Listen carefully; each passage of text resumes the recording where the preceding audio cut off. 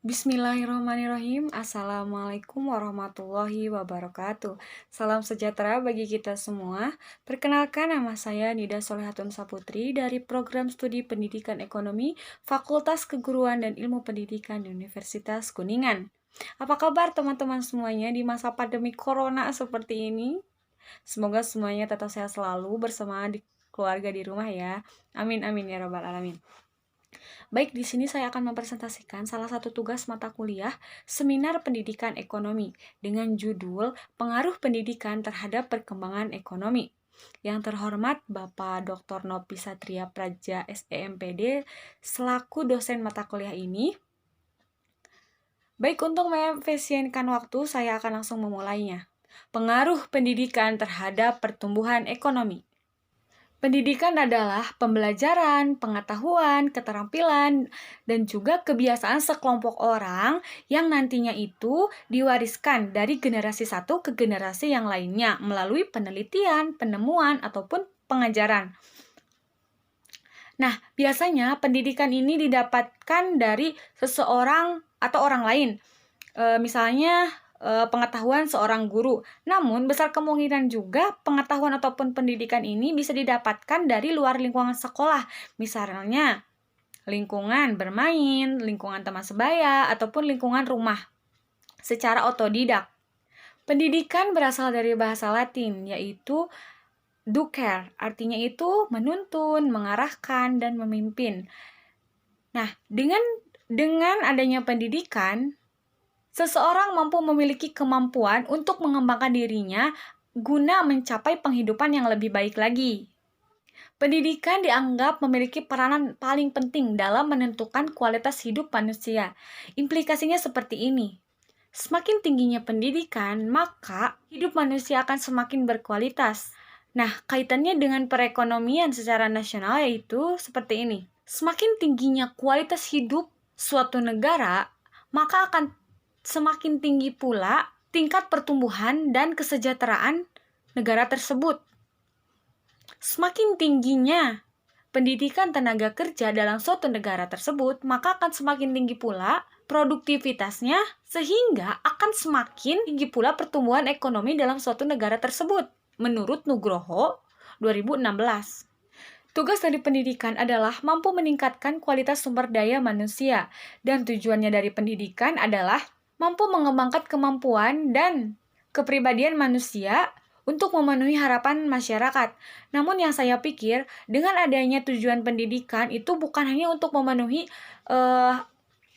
harapan setiap masyarakat, namun juga bisa memenuhi kepuasan tersendiri bagi diri kitanya sendiri. Misalkan gini, dengan adanya pendidikan, oh saya bisa mencapai ini loh, oh dengan pendidikan saya bisa mencapai ini loh, dengan pendidikan saya bisa mencapai cita-cita ini semua gitu. Jadi dengan adanya pendidikan itu bukan hanya untuk memenuhi hasrat masyarakat, tapi juga mampu memenuhi kepuasan diri kita sendiri.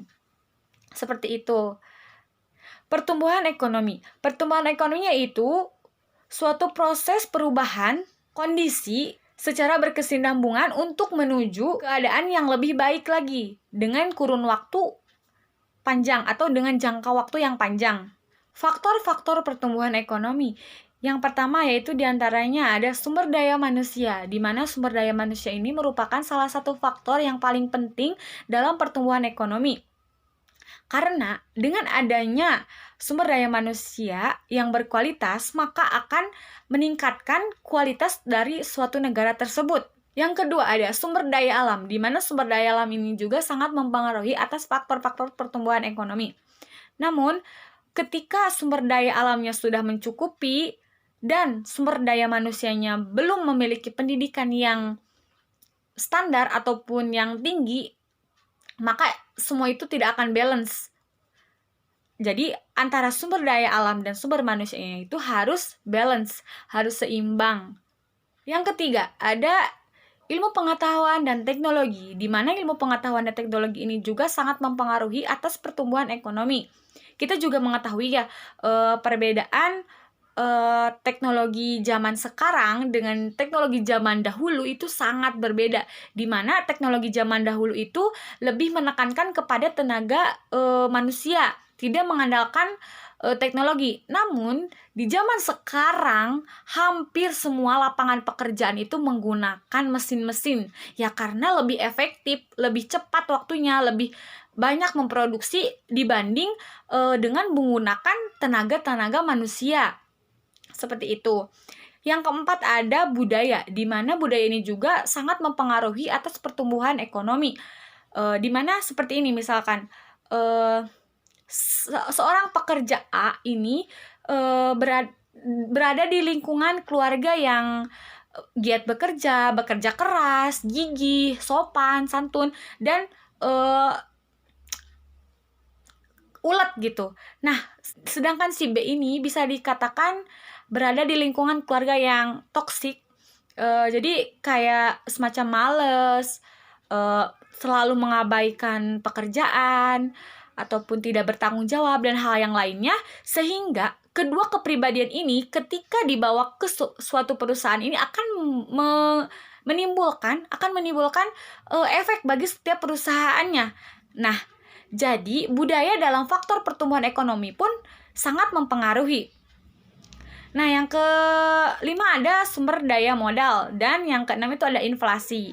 Jadi, kesimpulan yang tadi saya paparkan yaitu pendidikan adalah suatu bentuk investasi sumber daya manusia yang harus lebih diprioritaskan, karena pendidikan merupakan investasi jangka panjang bagi suatu negara. Dan pendidikan dengan ekonomi tidak dapat dilepaskan dari masalah pembangunan. Menurut Eccles 1961, beliau mengemukakan bahwa pembangunan yang didasari pada kapasitas produksi tenaga manusia dalam proses pembangunan disebut dengan investasi modal manusia. Pendidikan tidak akan lepas dari masalah ekonomi, baik secara langsung maupun tidak langsung. Sebuah pendidikan bukan hanya mampu melahirkan sumber daya manusia yang berkualitas, memiliki kemampuan, keterampilan, dan menguasai teknologi saja. Namun, pendidikan juga harus mampu menumbuhkan iklim bisnis yang sehat dan kondusif bagi pertumbuhan ekonomi. Jika tingkat sumber daya manusianya produktif naik, maka akan terciptanya peningkatan kesejahteraan bagi suatu negara tersebut. Baik, terima kasih pemaparan materi yang telah saya sampaikan. Kurang lebihnya mohon maaf. Ditutup, wabillahi taufiq wal hidayah. Wassalamualaikum warahmatullahi wabarakatuh.